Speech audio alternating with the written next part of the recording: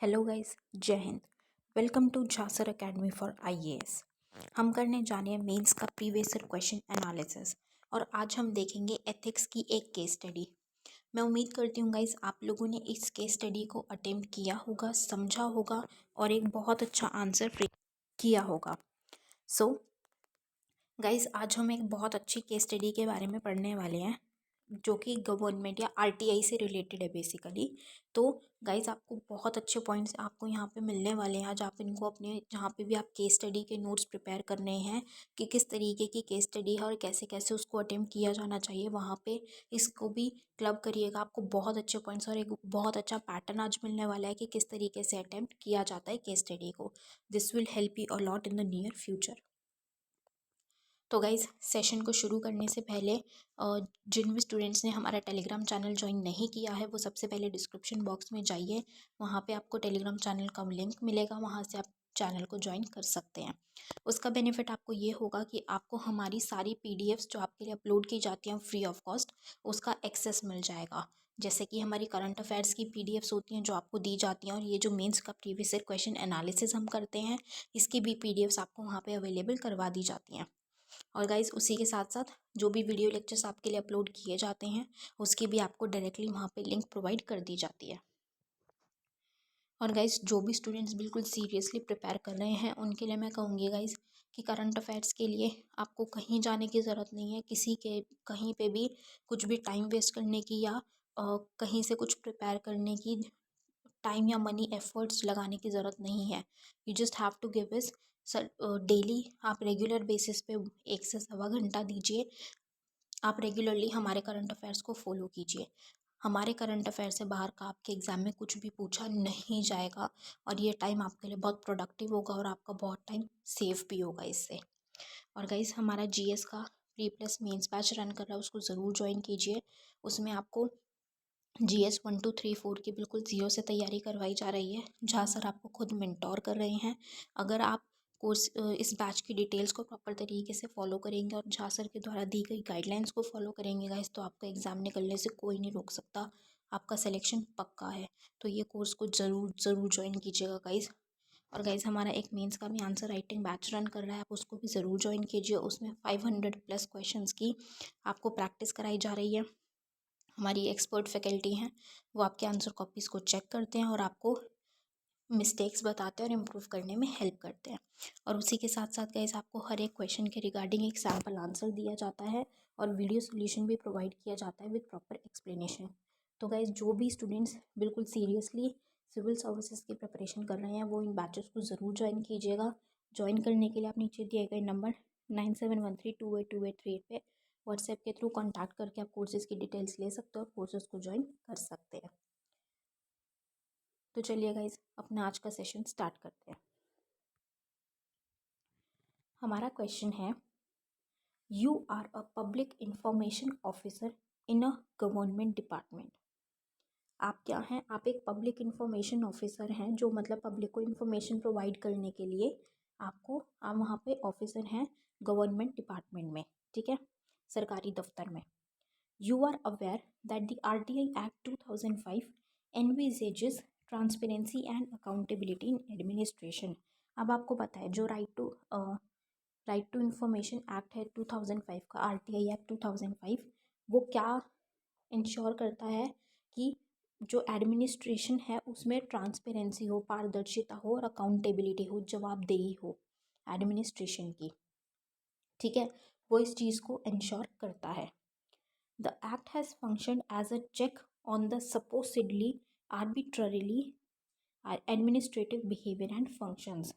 अब ये एक्ट क्या ये चीज़ क्यों कर रहा है, किस लिए, किस तरीके से कर रहा है कि ये इस तरीके से फंक्शन करता है ताकि जो भी एडमिनिस्ट्रेटिव अगर उनका व्यवहार है या जो भी वो काम करते हैं, उनके एक्शंस हैं, वो बहुत ज़्यादा मतलब वो गलत तरीके से आर्बिट्ररीली अपने बेनिफिट के लिए ना करें या कुछ गलत तरीके से ना करें, तो उस पर एक चेक रखने के लिए है ये चेक रखने का काम करता है ये act. However as a PIO you have observed that there are citizens who filed RTI applications not for themselves. अब आपने एज अ जो आप PIO हैं, पब्लिक इंफॉर्मेशन ऑफिसर, आपने ये चीज़ देखी कि जो सिटीजन्स हैं या जो लोग हैं वो आरटीआई इसलिए फाइल नहीं कर रहे, आरटीआई एप्लीकेशंस इसलिए नहीं भेज रहे कि मतलब उनको खुद को ज़रूरत है, वो अपने लिए भेज रहे हैं, बल्कि but on behalf of such stakeholders who purportedly want to have access to information to further their own interest. बल्कि दूसरे उन स्टेक होल्डर्स के लिए आरटीआई एप्लीकेशन भेज रहे हैं, इंफॉर्मेशन मांग रहे हैं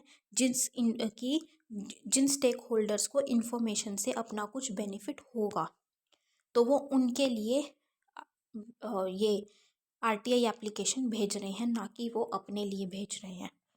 at the same time there are these RTI activist who routinely file RTI applications and attempt to extort money from the decision makers. अब जो आरटीआई एक्टिविस्ट हैं वो रूटीनली मतलब बहुत आमली आम उसमें जैसे डे टू डे या कुछ कुछ टाइम में जल्दी जल्दी वो क्या करते हैं, आरटीआई एप्लीकेशंस फाइल करते हैं, ठीक है, ताकि इन्फॉर्मेशन निकले। अब वो इन्फॉर्मेशन निकाल के फिर क्या करते हैं, जो डिसीजन मेकर्स हैं उनको ब्लैकमेल करते हैं, उनको एक्सप्लॉइट करते हैं और उनसे पैसे मांगते हैं, ठीक है, पैसा निकालते हैं बेसिकली उनसे इन्फॉर्मेशन के बदले कि भाई आप हमें ये इन्फॉर्मेशन मिल गई है, अब आप क्या कीजिए, हमें पैसा दीजिए, तो हम क्या करेंगे, इन्फॉर्मेशन को लीक नहीं करेंगे, ठीक है। This type of RTI activism have affected has affected the functioning of the administration adversely. अब इस तरीके के जो आरटीआई एक्टिविज्म है, इसने जो एडमिनिस्ट्रेशन का जो काम है, उसकी फंक्शनिंग है, उसको बहुत गलत तरीके से बहुत ज़्यादा बैडली अफेक्ट किया है, ठीक है, हैम्पर किया है।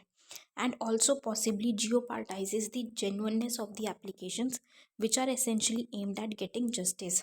और उसी के साथ साथ जो एक्चुअल में जेन्युइन एप्लीकेशंस आती हैं, जो लोग बिल्कुल जेन्युइनली करते हैं जस्टिस के लिए, वो भी क्या हो जाती हैं, जियोपार्डाइज, मतलब कि वो भी लॉस पे चली जाती हैं फिर इसकी वजह से, क्योंकि ऐसा करने में अब वो इन्फॉर्मेशन जल्दी से प्रोवाइड नहीं की जाती, क्योंकि जो अथॉरिटीज़ हैं वो थोड़े से सतर्क हो जाते हैं, वो इन्फॉर्मेशन नहीं प्रोवाइड करते, तो जो जेन्युइन लोग हैं जो एप्लीकेशन कर रहे हैं उनको फिर जस्टिस नहीं मिल पाती। What major measures would you suggest to separate genuine and non genuine applications? अब हमें क्या करना है, क्या क्वेश्चन है कि क्या ऐसे मेजर्स, ऐसे तरीके आप सजेस्ट करेंगे जिससे कि कौन सी एप्लीकेशंस जेन्युइन है मतलब सच्ची हैं, और कौन सी नॉन जेन्युइन है मतलब कौन सी फ्रॉड है, कि आप उसको अलग अलग कर सके। Give merits and demerits of your suggestions, कि जो भी आपके सजेशंस है उसके आपको मेरिट्स देनी है, कि उसका अच्छी बात बतानी है, और उसकी डीमेरिट भी देनी है, उसकी ख़राब क्या हो सकता है, उसका डिसएडवांटेज क्या हो सकता है, वो भी बताना है, राइट।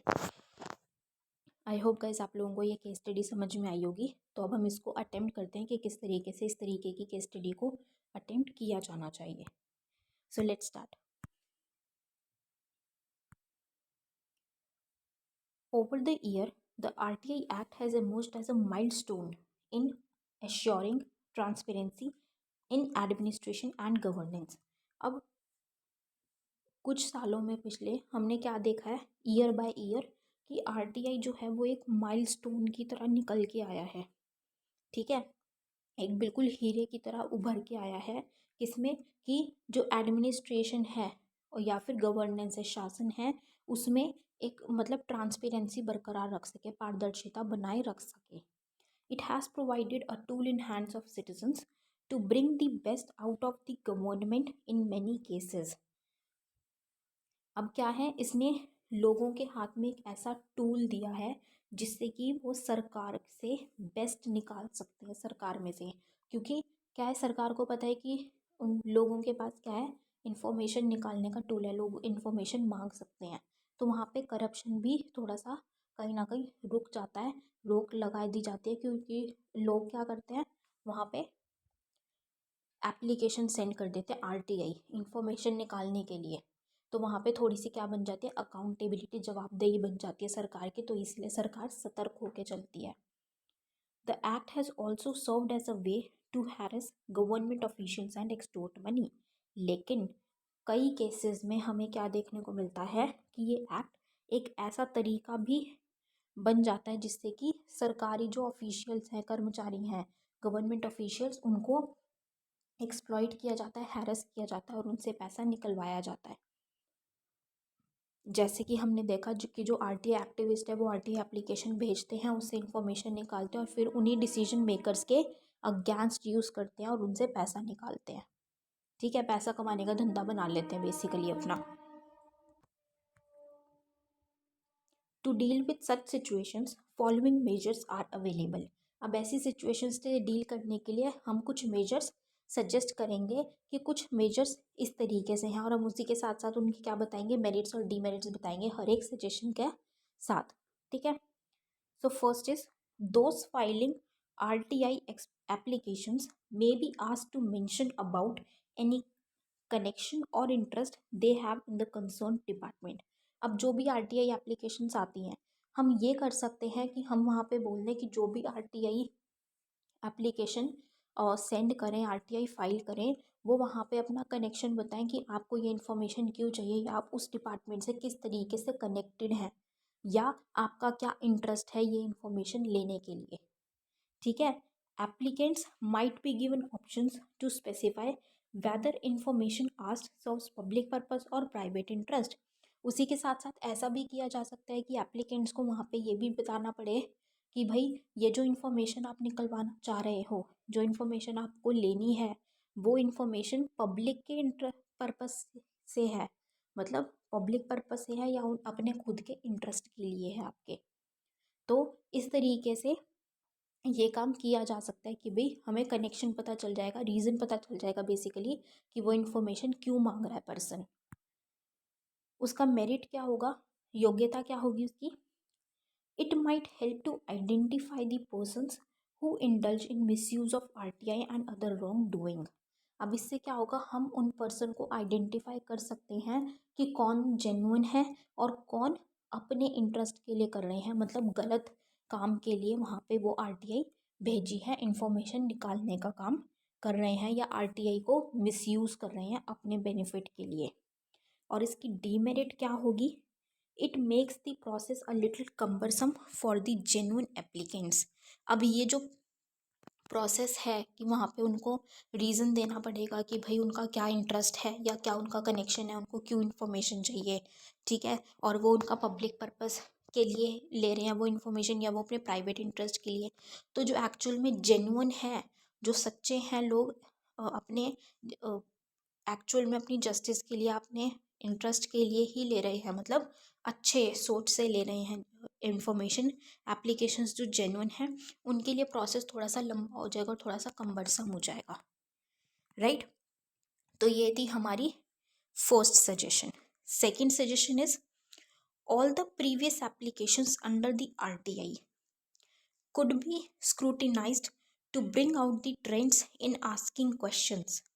अब क्या कर सकते हैं कि जो भी पिछली एप्लीकेशंस आई हैं आरटीआई में, जो भी आई हैं पिछली, पहले जो भी एप्लीकेशंस हमें देखने को मिली है कि इन्फॉर्मेशन निकालने के लिए आई गई हैं, उनको निकाल के देखा जाए, स्क्रूटिनाइज किया जाए और ये ट्रेंड देखा जाए कि क्या क्वेश्चंस पूछे गए हैं।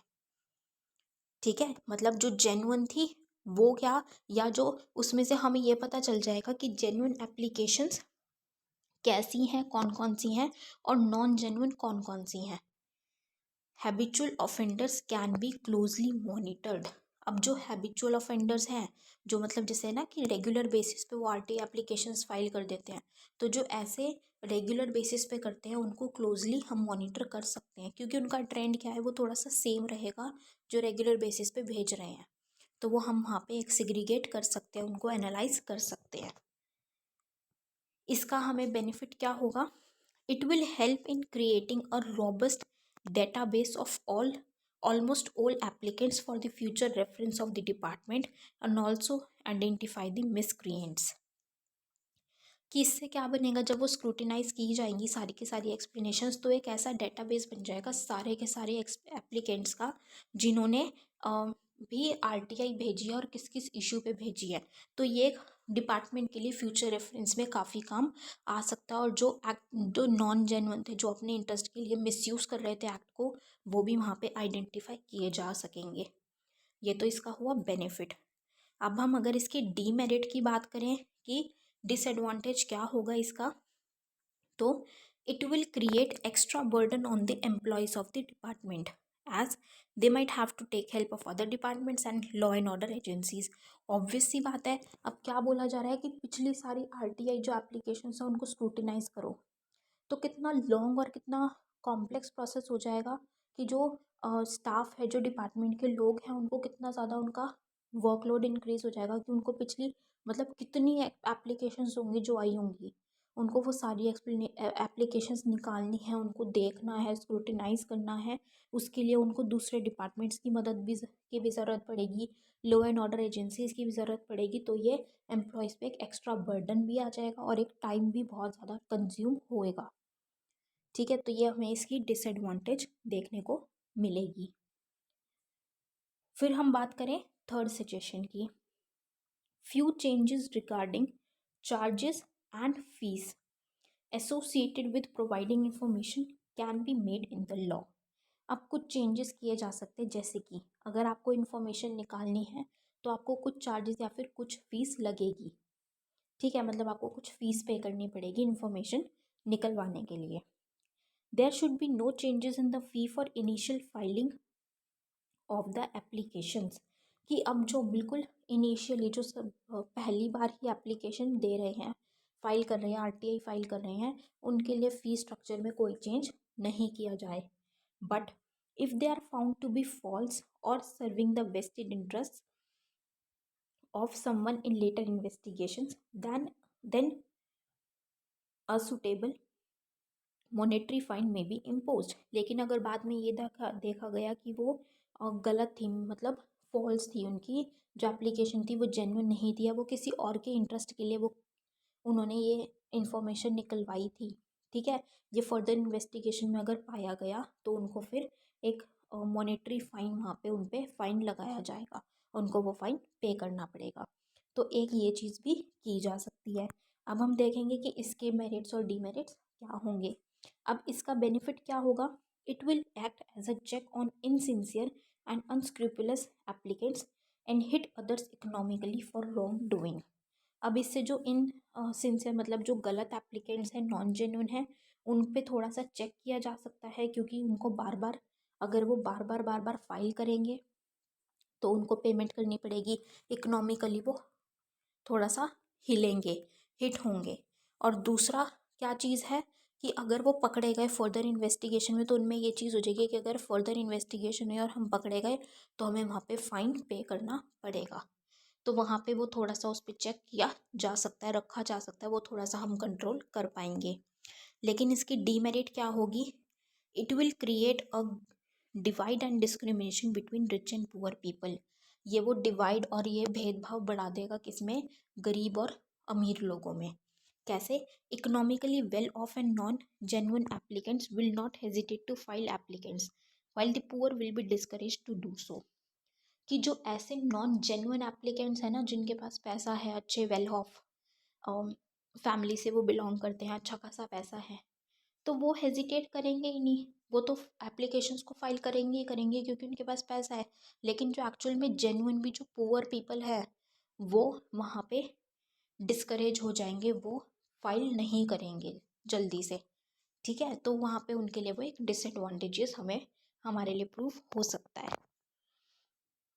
तो ये हमने किसकी बात की, हमने सजेशंस की बात करी कि क्या क्या सजेशंस हम दे सकते हैं आरटीआई मतलब जेन्युइन और नॉन जेन्युइन एप्लीकेशंस को जानने में। ठीक है, सेग्रीगेट करने के लिए। उसके साथ हमने उसकी मेरिट्स और डीमेरिट्स भी पढ़ी। अब the above steps will help in segregating genuine applications from the non genuine ones and will help take the effective actions accordingly. अब इन स्टेप से हम क्या कर सकते हैं, अलग अलग कर सकते हैं कि कौन सी जेन्युइन एप्लीकेशन है, कौन सी नॉन जेन्युइन है, और उसी के अकॉर्डिंग हम कुछ एक्शंस ले सकते हैं। However, in the given question, there are RTI activists who are attempting to extort money from the decision making makers. It indicates the systematic flaws in the government department itself.